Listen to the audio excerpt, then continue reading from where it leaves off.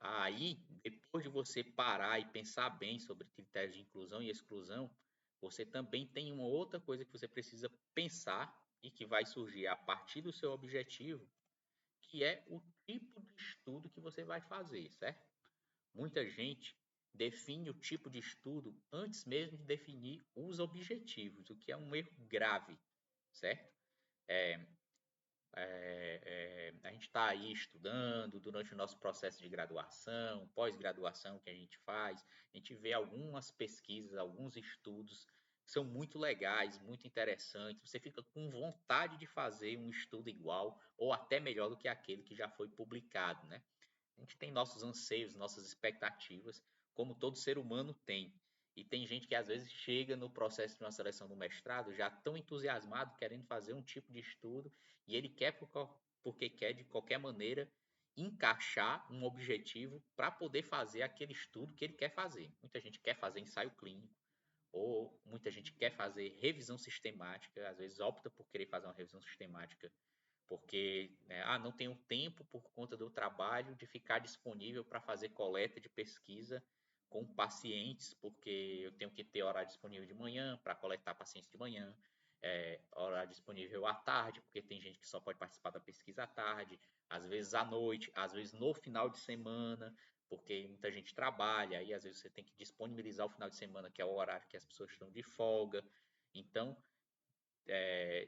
as pessoas muitas vezes veem na revisão sistemática uma forma de driblar todos esses pormenores. Na revisão sistemática eu posso fazer depois do meu trabalho, sento em frente ao computador e vou escrevendo.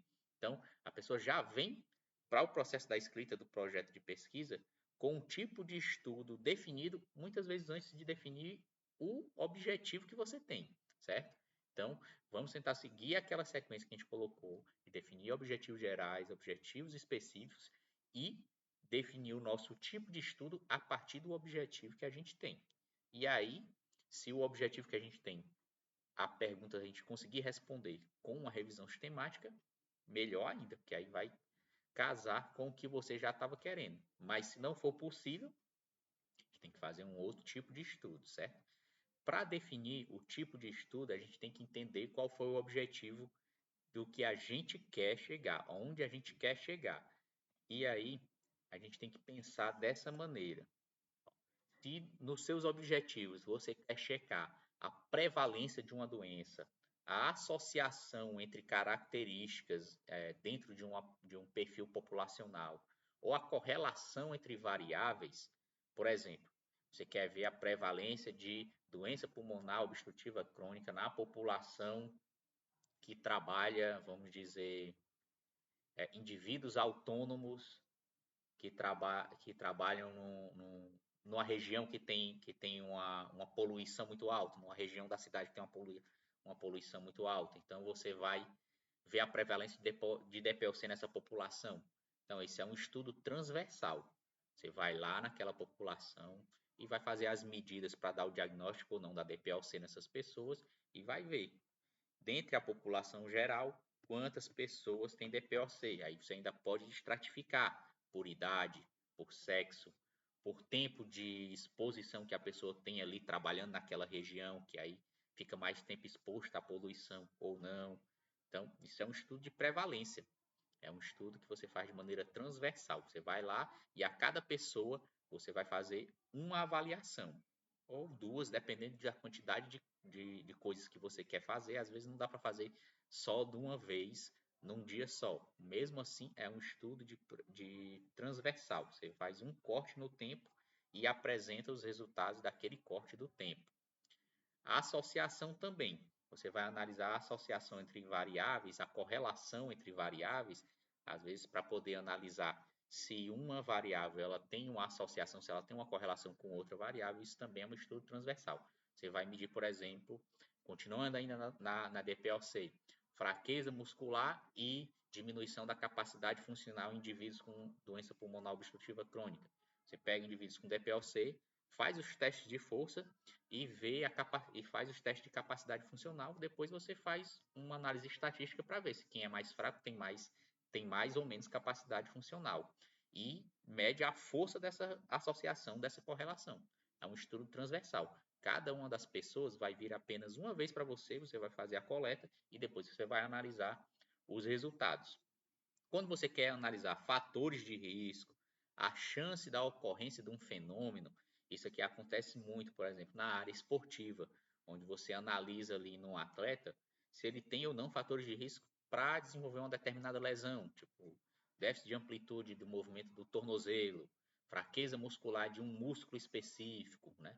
Exposição, o tempo de exposição em treinamento ou na própria competição, tudo isso pode ser analisado, você vai medir e vai acompanhar durante um tempo o atleta para ver a ocorrência das lesões. Você pega a frequência com que as lesões acontecem dentro de um tempo e depois analisa com aquilo que você coletou, se aqui, com uma análise estatística específica, quais são das variáveis que você coletou, aquelas que tiveram maior associação com o fenômeno que você está querendo analisar, que é tipo a lesão.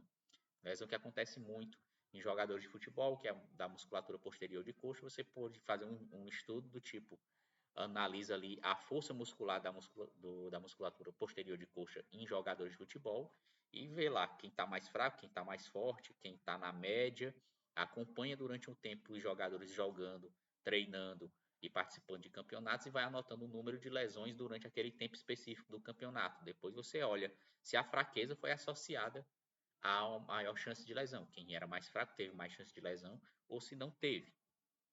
Isso é um desenho metodológico de coorte prospectivo. Prospectivo, coorte é o acompanhamento. Prospectivo é porque você mede e acompanha durante o tempo.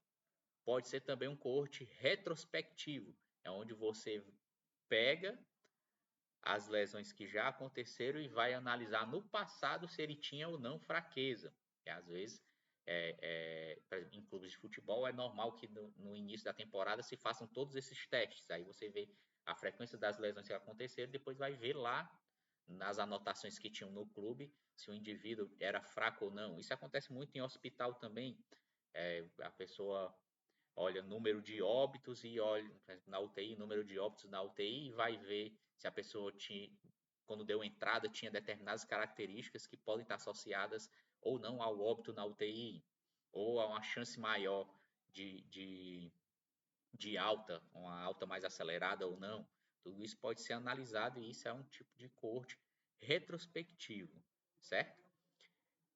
Outra coisa que você também pode ter em relação aos seus objetivos, se você tem um questionário que você quer validar, se você tem um teste de diagnóstico para alguma doença que você quer validar, ou um teste funcional para ajudar na definição de algum perfil de capacidade funcional de um atleta, de um paciente com algum tipo de doença específica, esse é um estudo de validação.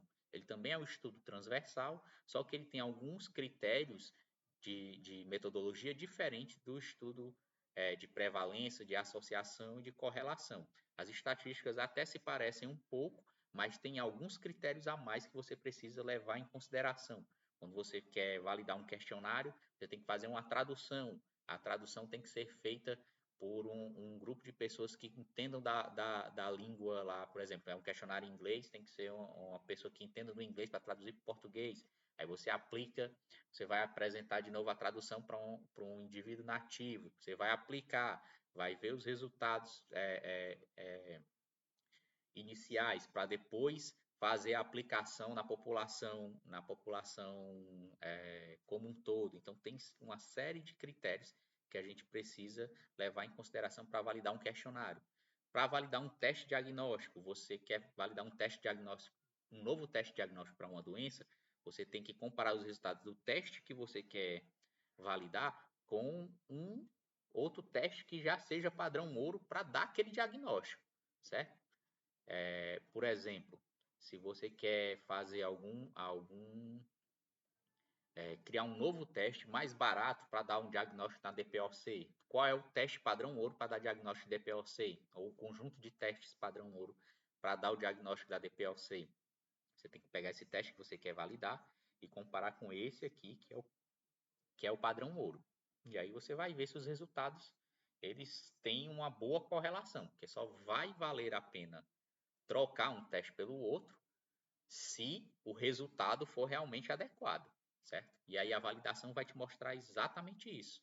Se tem validade, se não tem, até onde essa validade pode ser utilizada, até onde você pode utilizar esse teste, certo? Em relação ao outro, em quais situações você não vai poder trocar um pelo outro, certo? Então, tudo isso são validações. Se você quer validar um teste diagnóstico ou um teste funcional, você tem que levar em consideração essa metodologia, esse desenho metodológico de validação, reprodutibilidade e acurácia diagnóstica. E se você quer ver se uma intervenção funciona ou não funciona, ou se ela adiciona benefícios a algum tipo de tratamento que já é padrão ouro ou não, se você quer ver se ou medir o tamanho de efeito de uma intervenção, você tem que fazer um ensaio clínico. E o ensaio clínico também tem uma forma de se levar, de se fazer para melhorar, para ter uma boa certeza dos resultados, certo? Cada um desses desenhos metodológicos tem uma forma mais adequada de se fazer, mas você só define o seu tipo de estudo a partir do objetivo que você tem. Quando você tem um objetivo definido, você analisa qual é o seu tipo de estudo que você precisa fazer e aí você vai ver esse tipo de estudo aqui é um estudo coorte, como eu devo fazer para ficar mais adequado, quais são os passos metodológicos que eu tenho que seguir, o que é que eu não posso errar, você vai e descreve tudo ali na sua metodologia, certo? É assim que a gente faz e define os tipos de estudo. Eu vou trazer depois alguma série de vídeos a mais detalhando cada um desses desenhos metodológicos. No nosso Instagram, a gente já tem uma série de vídeos detalhando um pouco de cada um desses desenhos metodológicos, o que é que deve, o que é que não deve ser feito para cada um desses, certo? Então, você assistiu essa aula e não quiser esperar tanto tempo assim para sair as outras aulas especificando cada um desses desenhos metodológicos, você pode ir lá no Instagram e já dar uma olhadinha em cada um deles, certo? Então, resumindo aqui a nossa aula, quando você for escrever a sua metodologia, ao final você tem que responder essas perguntas, certo? Quem lê o seu projeto de pesquisa, ao final ele tem que conseguir responder essas perguntas aqui. Qual é a sua população? Qual é a sua amostra? Onde e quando ocorrerão as coletas de dados, certo? Você precisa definir qual é o local, dizer vai acontecer no laboratório tal, que é no departamento tal, no endereço tal, da universidade, não sei o que, você tem que colocar tudo isso lá, certo?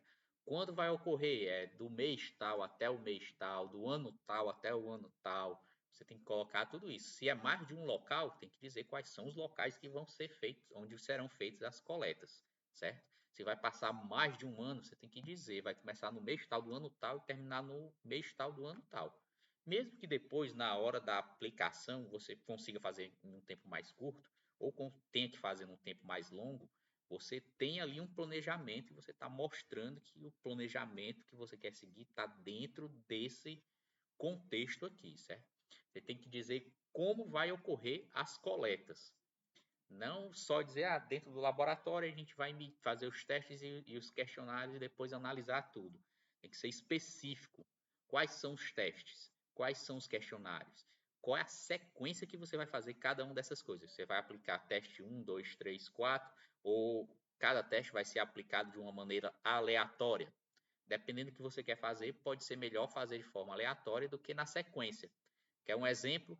Se você faz uma série de testes físicos, ó, se você faz 4 testes físicos e os 4 testes físicos são testes de esforço máximo, quando chegar no quarto teste, o indivíduo geralmente já vai estar cansado. Então, se você fazer uma aleatorização dos testes e de repente um indivíduo começa pelo quarto e depois termina no primeiro e tal, tudo, você pode diminuir a interferência dessa fadiga. Aumentando o tempo de intervalo entre cada teste, você também diminui a influência da fadiga, certo? Mas em algumas situações, como validação de testes, de repente você não consegue aleatorizar, você tem que fazer na sequência. Então você precisa conhecer o seu tipo de estudo e os pormenores da metodologia do tipo de estudo que você quer fazer para definir como é que vai ser essa sequência. Mas você precisa descrever a sequência bem direitinho. você precisa descrever textualmente como é que você vai aplicar o teste, certo? O indivíduo vai estar sentado na cadeira, a cadeira tem altura tal, tem encosto tal, tem apoio de braço, não tem. Você precisa descrever a posição que o paciente está, se o paciente vai fazer uma alternância de posições, você tem que escrever a alternância de posição, é de sentado para de pé para sentado. Então, você vai explicar tudo isso em todos os detalhes para que quem leia consiga entender nos pormenores o que é que você vai fazer em cada teste, em cada questionário, e você tem que trazer a referência. Eu vou usar esse teste já foi aplicado nessa mesma população que eu quero, e os resultados dele de validade, de reprodutibilidade, me mostram que é um teste confiável para aplicar nessa população, certo? Você precisa colocar isso também para quem está julgando o seu projeto não pensar que você inventou aquele teste ali da cabeça e que de repente ele nem é um teste adequado para a população que você quer aplicar. Questionário do mesmo jeito. Eu estou aplicando um questionário de qualidade de vida para a DPOC, mas esse questionário foi validado para o Brasil? Porque se ele não tivesse sido validado para o Brasil, talvez a resposta que os pacientes vão te dar não seja confiável, certo? Então precisa ter passado por um processo de validação. Você até tem um questionário que é o Bambambam, o mais maravilhoso de todos, para quem tem DPOC, mas ele não está validado para o Brasil. Então seria melhor pegar um que tivesse sido validado, mesmo que ele não seja o Bambambam do mundo, mas ele é o Bambambam para o Brasil porque é o que está validado, certo? Então preste atenção nesses detalhes para que você consiga fazer tudo. E pronto, e tem outras coisas, por exemplo, o questionário ele tem alguma fórmula para você calcular a pontuação, precisa descrever qual é a fórmula para calcular a pontuação. O teste tem alguma fórmula, você vai fazer alguma conversão da medida do teste, por exemplo, você vai fazer um teste de força e o resultado no equipamento sai em newtons, mas você quer analisar em quilos, como é que você vai fazer essa conversão? Você tem que colocar o cálculo lá para mostrar para quem está lendo o seu projeto, certo? Coloca todas as fórmulas, todos os cálculos e referencia de onde foi que você tirou essa fórmula, de onde foi que você tirou esse cálculo. Tudo tem que estar referenciado a partir de literatura científica que te embase e que tenha sido aplicada, na melhor das hipóteses, na população que você está querendo pesquisar. Se não tiver na população que você está querendo pesquisar, numa população mais próxima possível, certo? E aí, a gente finaliza essa terceira aula, certo? Com esse resumo. Se você gostou dessa aula, já clica no like, se inscreve no canal, ativa o sininho para você poder receber a notificação dos próximos vídeos que vem aqui. E se você achar que essa aula te ajudou e está contribuindo para a construção do seu projeto de pesquisa, você pode deixar aí uma doação voluntária para a gente no nosso Pix, né? O Pix está na descrição. Quero passar no mestrado, @gmail.com, ok? Até a próxima aula, galera. Até mais.